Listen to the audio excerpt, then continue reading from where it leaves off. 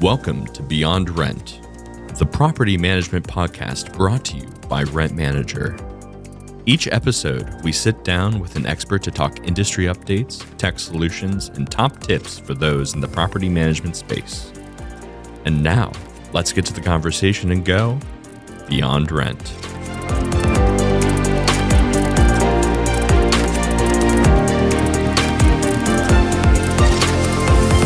Hey everyone, and welcome to Beyond Rent. In today's episode, we're talking about finding your genius, that unique intersection where talent meets your joy. Our guest is Dr. Debbie Phillips, and we're here to share powerful insights in how to discover what lights you up, why it matters, and how to bring it to life through the right mindset, skill set, and action.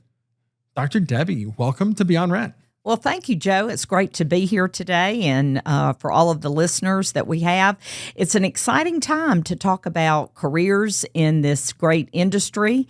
You were attending our event last night at the Dayton Apartment Association. And I always say the two most important days of your life is the day you were born and the day you discovered why. So I'm here today to talk about finding your genius and creating just your appetite for a great career. Oh, I just love this topic. I don't care who you are or what industry you're in. This is something that's beneficial and we all need to hear. And as we get into that conversation, I don't think you're somebody that needs a big introduction, but let's do it. Go ahead and introduce yourself. Tell the audience who you are and what you're all about.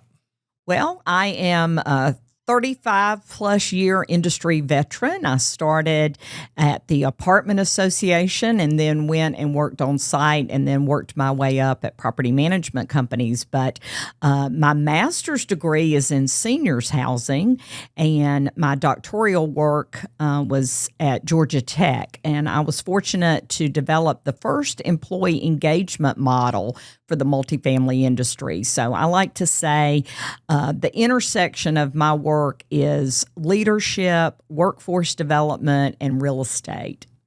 That's wonderful. And hearing you speak multiple times, I'm always inspired and motivated by the things you have to say. And you're one of these people that always bring such value. And it's not just these big ideas that you can't wrap your hands around. It really hits home and it really provides a path forward that's action-driven and not just a bunch of buzzwords. And I really love that about you. So thank you. Let's jump into this because I feel like we have a lot to talk about today and you have so much wisdom to share that let's talk about what this really means. So I kind of mentioned it and you mentioned it as well, like that intersection of joy and talent. I think that's such a great place to start because most people, I think, struggle to find that intersection in their life. So what has motivated you to focus on that? Like, where did you get that idea of the intersection of joy and talent? Well, I see so many people out there, waiting for the 5 o'clock whistle to blow. And I think about what wakes you up in the morning? Like, what are you chasing? And I believe that your purpose has to outlast your paycheck, right? If you're just doing it for the paycheck, are you really having that intrinsic joy? And so for me, I find my passion is helping people discover their potential. And we have research and there's a lot of case studies about the power of playing to your strengths. When you think about just compensating for your weaknesses, you're not really playing to your potential. And so I believe that everybody should, just polish their strengths. Steve Jobs, I saw him on the wall when we were taking the tour of your building here today. And Steve Jobs said it's easier to connect the dots looking backward. And so I tell everybody the way to discover your genius is to think about places in your career, those markers in your career where you were thriving, you were in flow, that, you were experiencing extreme joy. And it pains me to see people waiting for the whistle to blow. That the juice has to be worth the squeeze. Oh, absolutely. And when you mentioned that quote earlier, and even now, I actually think about my own story. And when I look back on it, the puzzle pieces actually start fitting together, right? I can connect the dots. sometimes in the moment, it didn't make any sense. And some of the greatest, areas where I learned the most, and I look back and think, oh, I was failing there. Now I look back and I'm like, oh, that failure was for a reason. Right. I needed to fail. Exactly. And you either win or you learn. And I think the greatest lessons that we have in our life is when we are experiencing, whether it's the struggle or the friction or the tension or whatever you want to call it, you have to think about, don't look at it that's a failure. That's a lesson. That's where you don't want to go back to, but it just helps to catapult us forward. How do you have that mindset? You said you either win or you learn. I know in my life, I've not always visioned it that way or had that perspective. How do you have that perspective? Because when you're not winning, it sure feels like losing, not learning. It does. But I think, I have been so fortunate to be around great mentors. And I think that, you're only as successful as what you surround yourself around. And I think a lot about the power of mentorship and the people that have pulled me up when I was at my low point, right? And I think about your vibe is your tribe. Like, who is in your circle? And fortunate, I've had people in my circle that says, dust your boots off, get back in the game. Life is about the bounce. Tell me, what does that mean? Life is about the bounce. Well, I heard one day, I was at a NMHC conference, student housing, and Gary Holloway, with GMH. He was on stage, and I think it was maybe right after COVID or something, and he said, we need to be resilient. Life is about the bounce. And that just really stuck with me, that it's not how many times we get knocked down. It's how do you get back up? And not just how do you get back up, well, what's your attitude when you get back up? And so I always like to encourage all of us that the windshield is larger than the rearview mirror. Let's focus on where we're going. Let's get after it. Yeah, that is so much fun. And that idea of the bounce, right? Because we've heard that, right? It's not about how many times you get knocked down, it's how many times you get back up. But you're saying it's not about just getting back up, because sometimes you get back up really slow. Like, you need to live in a space where you're so resilient that you're bouncing back up. You have energy. You have something that pulls you forward as you get back up. Well, you're a motivational person too. You're an inspiration, Joe. And, that's what we do for one another. We are encouragers. I always like to say I'm full of vitamin E. I've got a lot of encouragement, but it's really important that we set our sights on where we're going, not just where we've been. Yeah. You mentioned the word mentor. In every business setting and every life coach situation, people talk about mentors, right? And it kind of leads me to this thought about like having the right resources in place to find your genius, right? That's what we're trying to talk about today is how do you find your genius? How does a mentor, how have your mentors helped you find genius? Because it seems like a really big, challenging idea to find that thing that really, really motivates you and sets you on fire. Well, I think you have to think about, forming a board of trusted advisors. And I have a program that I speak on. You're the CEO of YOU.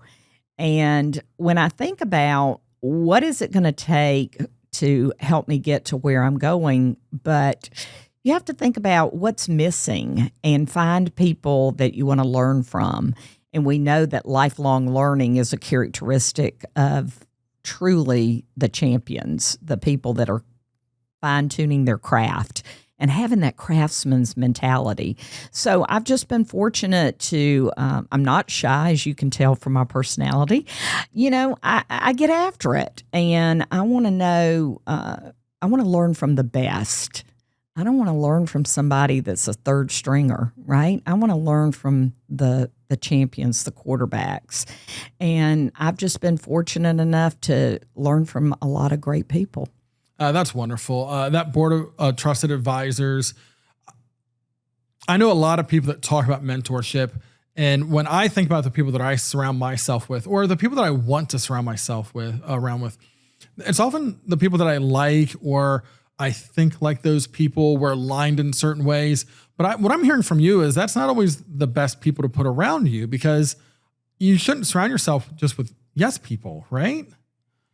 Well, you were in my program last night, and I guess I had someone, it's been probably 15 years ago, and they said, Debbie, I want to challenge you to spend time with people that think the opposite of you. And I was like, ugh, that doesn't sound so fun to me. But it was really insightful. And I just appreciate the people that, there's this book, Fierce Conversations, Susan Scott. She says, the conversations are like bands on a beach ball. Everybody represents a different band. So you got to think about investigating, putting on your researcher's hat and research the other bands on the beach ball. And I think that has been something that has really been valuable to me. And I also describe it as exploring the other three corners of the room. If you stay in your own corner, you're going to have this homogeneous thought. But if you diversify and you get with people that aren't like you, that aren't thinking like you, boy, does your lens really open up. Yeah, that's wonderful. And I think that's what it's all about. And something that I recognize in people, and probably even myself a little bit, is when you're at a place of maturity where you want people to reveal your weaknesses and maybe the blind spots that you have in your life. Mm-hmm. I think that's when you can really find those trusted advisors, those mentors that can speak into you and tell you what that person told you 15 years ago. Get out of your corner, right? Go explore. Well, we also think about assessments like the DISC profile or the strength finders or, other assessments that are out there on the market. And I always encourage people to do those assessments so that they can use that as a benchmark to think about their own strengths and weaknesses and what do they want to do to polish themselves. And so those are valuable assessments and give you a lot of insight into what you should be doing and how you should be developing yourself. That's wonderful. So one of the things I know we want to talk about is like the right resources to find your genius. Sure. And we've talked about mentors. You just brought up different, like I would say like personality and strength weaknesses tests that you can take. What are some of the resources that you think of are really important to help people hone in and find that genius in their life? In my coaching, I recommend that people start with 3 or 4 things. First of all, the DISC assessment. Understanding where their strengths are in their personality. The second is certainly Gallup Strength Finder 2.0. That lists your strengths 1 to 35. But there's really no substitute for just charting out what I call the me map. Is if you were drawing a map from the time that you started your career to where you are today, think about the points, the markers, your highs and your lows. What was a high in your career? What was a low? And start looking at, was it the environment? Was it the season you were in your life? Because I can think about specific times in my own career where I was really hitting on all cylinders, thriving. And then I can also talk about things along my career path that they weren't sparking joy. And it could be the relationship, it could be the type of work. But when you are discovering your genius zone, you should really look at those assessments, do your me map, but also talk to people in your circle and say, where do you see me thriving? When you think of me, what comes to mind? And then the power of journaling. People say, oh, I don't have time to journal. And I'm like, well, just capturing your thoughts. And I journal, several times a week, and they don't have to make sense to anybody, but they make sense to me because when you put your thoughts on paper, you're using your brain in a different way. And then you can go back to a place in your journal and say, something, I was struggling with that same issue. And so when you identify something, what is it? Awareness is the first step to change, right? You have to be aware of it. So those are some of the assessments and the tools and resources that I encourage people to use. Yeah, no, that's wonderful. I love this idea of the me map and talking to others. And like when you think of me, what comes to mind? Because you're really asking people to say, like, what is the essence of me? Like, what is that one thing that I've made an impact or that you feel in having that perspective from the outside, I think is so important. I think most people really want that, but I think we're afraid to ask sometimes. And I don't think we are afraid to ask because we're going to get bad news. I think it's the other way. I think it's this spotlight on yourself that a lot of us just don't want, right? We don't want to highlight ourselves. We want to highlight others, but to really be our best self, we have to be self-aware. And sometimes we need others to speak into us. Sure. And, I watched you last night at the meeting, and you're a collaborator. You made everybody at your table feel included. And I think that when you think about your own purpose in your life is we all have strengths and we all have something to contribute. And when you start thinking about what is my contribution, I think you have a hunger, something inside you says, I want to get better. I want to do something. I want to make an impact with my life, right? Anybody can make an impression, but who makes an impact? When I think about impact, when I think about purpose and things like that, when I look around, I actually agree with you. A lot of people are waiting for the whistle to blow at 5 o'clock because they're lacking that, right? Sure. They don't understand their purpose or their impact. And that's really unfortunate, right? And I know that's your passion to help people find that because it doesn't matter what your role is. Right. You can find it. You really can get there. And so that leads me to like one of my other thoughts here is you mentioned environment, like when you look back on your me map of where you've been excelling and so forth. How does environment and how does role really impact how you view your genius and how you get there? Because I think we all would raise our hands and say, I've been in an environment that wasn't conducive to growth. It wasn't conducive to me finding my genius, but then I feel like I'm coming up with excuses instead of taking ownership. Well, I was raised on a farm, and my mom was a home economics teacher. My dad was a vocational agriculture teacher. And so I talk a lot using analogies, and I want all of our listeners to think about your garden, your own garden. Think about your success. And are you planted in the right place? Is your garden growing, or do you have weeds, or are you outgrowing your garden?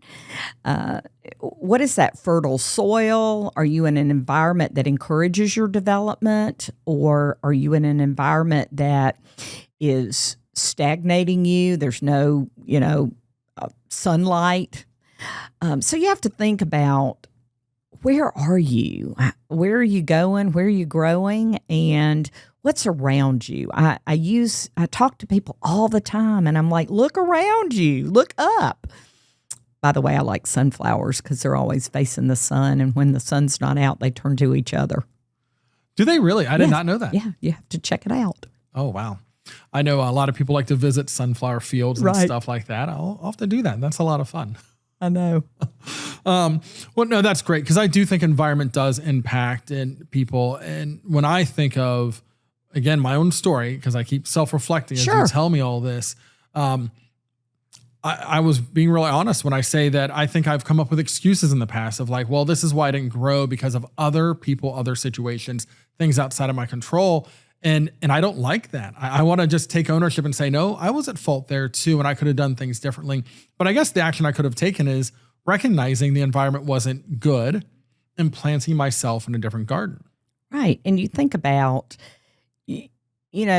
looking and taking an honest self-assessment and advocating for yourself. So many times we have our locus of control outside of us, and we're looking for the boss, and I always say, you never want to work for a boss. You always want to work for a leader. But a lot of times we're working for the boss and we're waiting for a boss to say, oh, you should apply for this next position. And I'm like, no. You know what you need to grow. And I always say the most important meeting you'll ever attend is the meeting you have with yourself. There's an inside voice that should speak to you louder than the external voices. And if I regret anything in my life, it is listening to the outside noise and not my internal voice. We all know when it's not right. Wayne Dyer wrote a book called The Power of Intention. And he said there's always a match and a no match. And we know when there's a match, and we also know when there's a no match.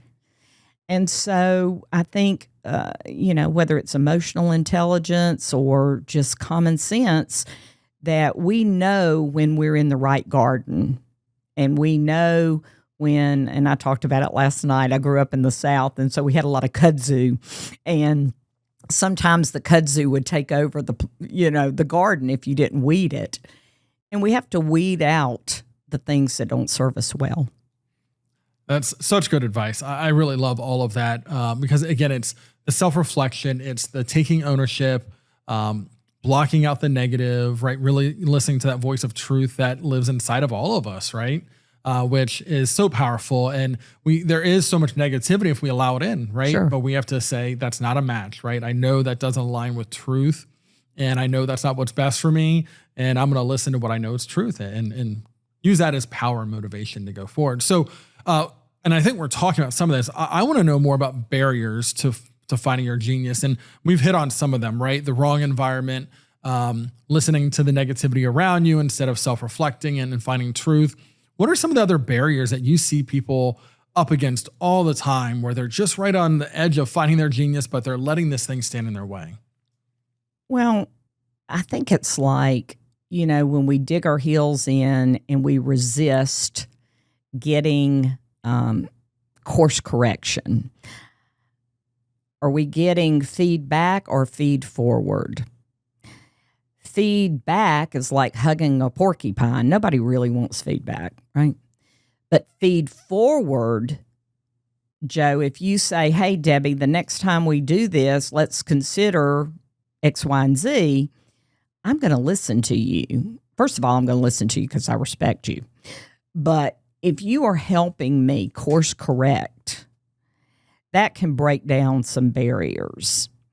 Also, if I know you're committed to helping me win for the right reasons, and we are in a partnership, you're director of partnerships. This is your native tongue here. But if we are really aligned together, and I want to talk about alignment just very quickly. Yeah. We've all driven a car out of alignment. It was bumpy. It was rough. It was pulling us in the wrong direction. That can happen in our workplaces. We can be aligned with the wrong, well, we're not aligned, but we can be surrounded with the wrong people and the wrong thoughts. So when we're in alignment, we're in that flow and things are coming. And so when we find barriers like a person with a fixed mindset, Carol Dweck wrote a great book called Mindset, and she talks about a person with a fixed mindset or a growth mindset. I haven't always had a growth mindset. I was, my way or the highway, or I dug my heels in. I'm a stubborn person and I'm going to just fight with it.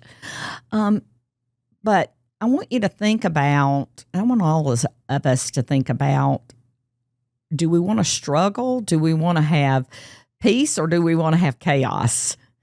And when we're in alignment with our strengths, there's a lot of peace. There's a lot of fun. There's a lot of joy that comes in to being in alignment with your strengths.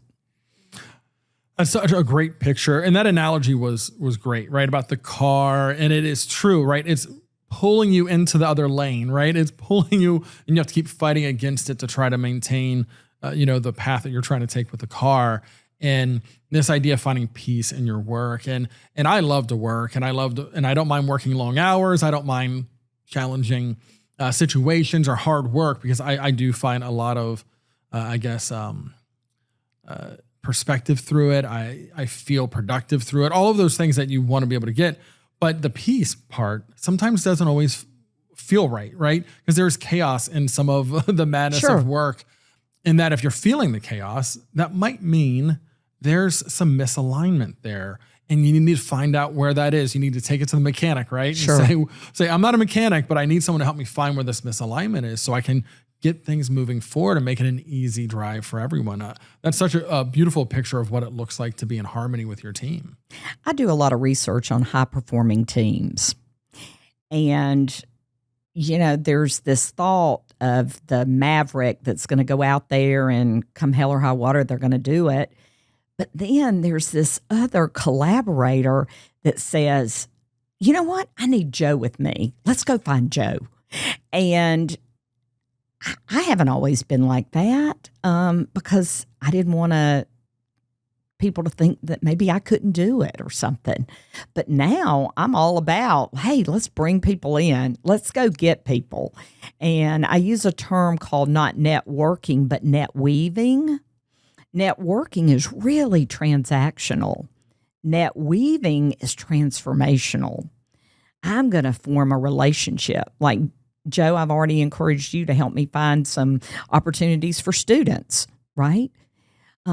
Because you're in a powerful position. You see a lot. You have a lot of customers. And maybe if you couldn't help them, you could send them on to somebody else. That's where I get fired up. It's about us being together, working together, collaborating. So when we have that chaos, I want us to think about who can help. Yeah, last night you mentioned this idea around, and where I'm going with this initial thought is asking people to kind of step in and help. Right. That was advice somebody gave to me years ago was, you can't do it all by yourself, right? We do it as a team. Mm-hmm. Teamwork makes the dream work, and all of those things. But their thought process was here, just because you can do it doesn't mean you should. You should just go ask somebody for a favor. And I always felt bad, like you're saying, like, well, why shouldn't I just do it? Why shouldn't I just take all this on? And they're like, no, you will actually fill their bucket by asking for help. Sure. People love helping. They don't love feel it. bad asking for a favor. They want to help. And you spoke about that last night, bringing people together, bringing the team together. And it's something, again, self-admittedly, I'm not great at, because sometimes I just want to do it all myself, like a little stubborn sometimes. My way is probably better. I probably can do it faster or more detail or whatever the excuse I give myself. But if I just step back and say, well, who could do this? And the thought that you brought up last night was diversity in thought, right? When you bring other people in, now you're getting stronger because their thoughts are different than yours, and you come up with a better solution. Well, and I think too that when you really love your work and you love working with people, like, Joe, you're not going to lose me. I mean, I'm going to be in your life as long as you have me, but we can do great things together. And I think that diversity in thought, I want somebody to help me, right? I don't want to fall off the cliff when somebody could have said, oh, you should have watched, yourself. I like for somebody, because I've got your back and you've got mine. And I think that comes with a lot of reflection, like, who do you want to be around? So, and you spoke about that last night, and it's something I've heard in the past, right? That you are the sum of the 5 people that are around you. We've talked about mentors. We're talking about asking people for help and diversity of thought. Anything that we should know about that concept, right? How do you make sure that you actually truly have diversity of thought? Because there's a lot of times I think that we do, and then you make a decision, and then somebody comes along after the decision was made, and they're like, why didn't you think about this? And everyone in the group is like, oh, that's genius, right? Why didn't we think about that? How do you make sure that you have all the right people speaking into a situation? Well, I can remember working on my PhD at Georgia Tech, and I had a major professor And I was, my hypothesis was that engaged employees drive profits to the bottom line or something. And he said, well, prove it. And I was like, oh, okay. And he really, not forced me, he encouraged me to go out and look at data and to think about plotting those data points and then looking for patterns. And that was a foreign concept at the time to me, because I was like, well, what do you mean? The best of the best says this. And he says, well, you've got to go and you've got to verify and you've got to do your own work.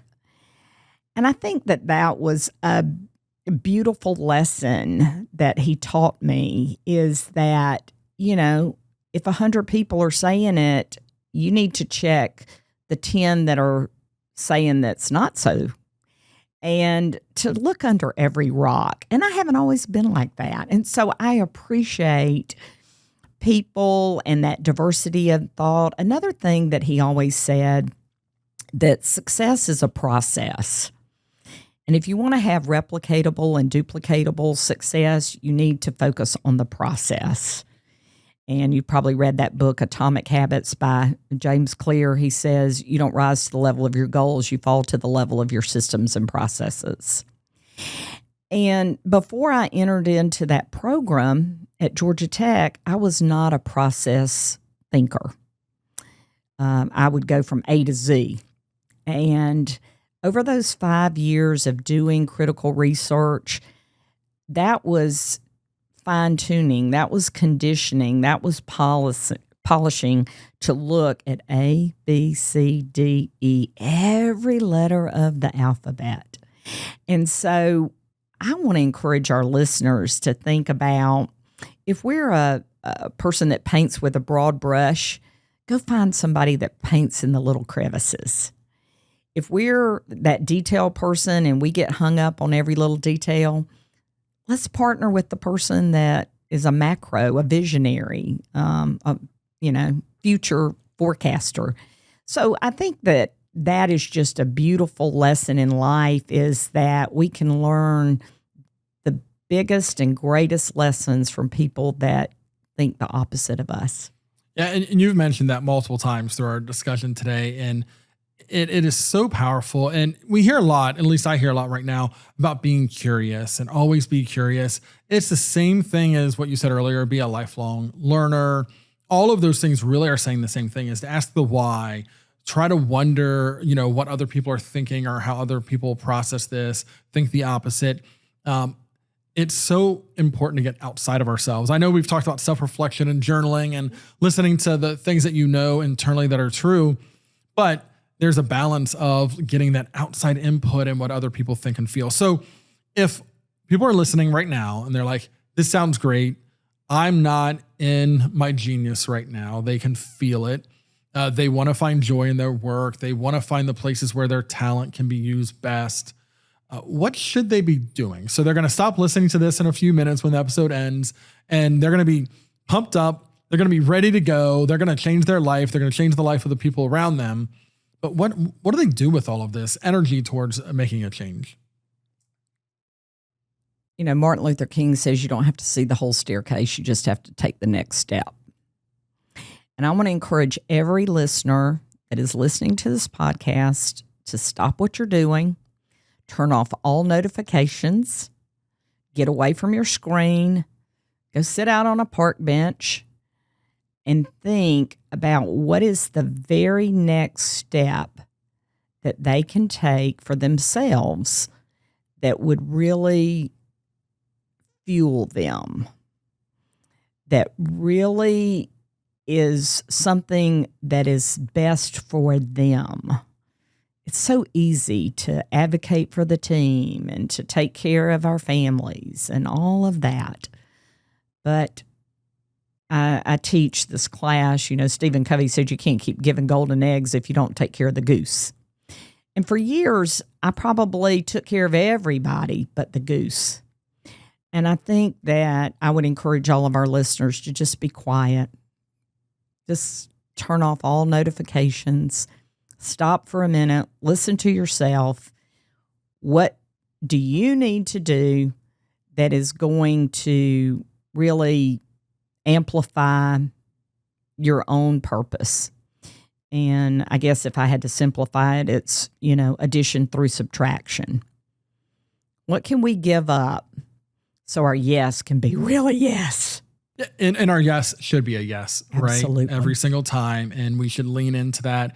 And I'm one of these people that I've pushed against this idea, and it's not a modern idea of like self-care. Like, well, self-care can be a little dangerous sometimes because it can turn into self-centeredness and selfishness. And Sure. But there is this truth in what you're saying is to be quiet, self-reflect, understand how to take care of the golden goose, right? How do you take care of yourself so that you can take care of others? Because if my tank is at zero and my suspension is out of alignment, right? I can't go anywhere, and I can't go there in the path that is best for me. And so I can't take anyone with me. But if we take care of ourselves, we can do that, right? Well, the people I respect most are the people that really prioritize their self-care. And, no one wants to follow somebody that's, strung out, chaotic, feeling like a human electric fence. Nobody wants that. And I want to be someone that people want to be around. And you can only attract what you are. So I think that's very important. The National Apartment Association, I just want to, give a huge shout out. They're focusing on emotional health. And as we take care of our residents and we take care of our teams, it's easy to take on the troubles and the heartaches of others. And we need to be sensitive to that. But we also need to be emotionally healthy, and we need to be bring our whole selves to the work so that we can help more people. Yeah, and I'm going to tell you, you are somebody that people want to be around. You are thank you. Magnetic. People love all the things you have to say. And I love that you were talking about NAA and this idea of making sure that we are prepared to take on the work, because working for a technology company, it is very easy for me and our staff to separate ourselves from the work that we're actually doing in this industry. And what I mean by that is we're behind screens and we're working on technology, but the real work is providing housing, and housing is so important. It is foundational to people's lives, making sure they feel safe and secure, and they have a launching point for their success, right? Property managers are on the front lines doing this every single day, and they do take on the weight of the world, because when you talk about housing, you talk about somebody's personal life, and they're going to share every part of their personal life with them, and it can be really heavy. So I am so thankful for the work that you do, because I know when people hear you talk, they walk away feeling refreshed and motivated and empowered to do the good work of our industry. And again, provide housing, right? The thing that everyone truly needs to be successful in life. They need a home. And that's so important. So as we turn the corner and wrap up our episode, Dr. Debbie, what are some of the best ways that our listeners can connect with you, your team, your teachings? I'm sure they're going to want to learn more and hear more. How can they do that? Well, I'm on social media, and if you ever follow me, Dr. Debbie Phillips, or on LinkedIn, you'll see just almost every day I'm out there listening to people's stories. And a friend of mine, Chris Marino, he's a story writer, and he gathers harvest stories all the time. And I want someone to connect with me when they need that little dose of vitamin E, when they need some encouragement. And I'm a teacher at heart. So I want to be in the workplaces that are striving to create just a company culture where people want to do their best work. And, the difference in satisfaction and engagement is discretionary effort. A satisfied employee says, I like my work, but an engaged employee says, I want to do my best. I love my company. And I just want to tell you, when you were taking me on a tour of Rent Manager, And I looked on the screen and I said, Joe, what's that LEAD program? And you said, oh, this is a program where our associates get to discover different roles here at Rent Manager. That was so impressive to me because we know when companies offer the opportunity to learn and to grow, people will thrive in that garden, in that environment. And the whole building here just, it reeks of success. And I just want to congratulate you, congratulate Rent Manager for making these educational opportunities possible for the industry. We need more people like you. We need more people that are committed to doing good for the industry. It's not about competitors. I mean, we all have to make a living. But what are we doing to just spotlight this great industry? It's almost a $4 trillion industry, employing more than 20 million people. So, and housing, a lot of people. And our home is when our story begins. And it's at that home that we can write a great story. And so I look forward to helping people write great stories. That's wonderful. And it's been a joy having you on the podcast and hearing you speak last night, having you in the building this morning. All that you've done for the industry is just amazing. And I know you're going to continue to do great work. So we are definitely going to drop some links into the show notes and so forth. People definitely should follow you on LinkedIn. Sure. Yes, if you need some vitamin E, Dr. Debbie is going to give it to you every single day. And it's just wonderful to see that, right? It is positive. It is encouraging. And it's all about the stories, right? It's about the people and the overall arching message that there is good in this world and we can be part of that good. And it's so helpful. So any closing thoughts before we end today, Dr. Debbie? What you do today is important because you're exchanging a day of your life for it. And I'm glad I spent today with you and at Rent Manager. But I want people to really consider life's too short not to do things that really, really have impact. So let's chase our purpose. Let's surround ourselves with passionate people and never forget what we're put on this earth to do. So let's go out there and live our purpose. Yeah, let's do it. Well, thank you again for being here. Thank you. It's been great. And thank you to our audience for listening in to another great episode. And until next time, keep going beyond rent. Thanks for joining us for this episode of Beyond Rent. If you enjoyed this podcast, spread the word on social media and with your peers in the industry. To be notified when more episodes are released, subscribe using your favorite podcast player. Beyond Rent is brought to you by Rent Manager Property Management Software. Learn more about Rent Manager's industry-leading software solutions at rentmanager.com. Until next time, keep going beyond rent.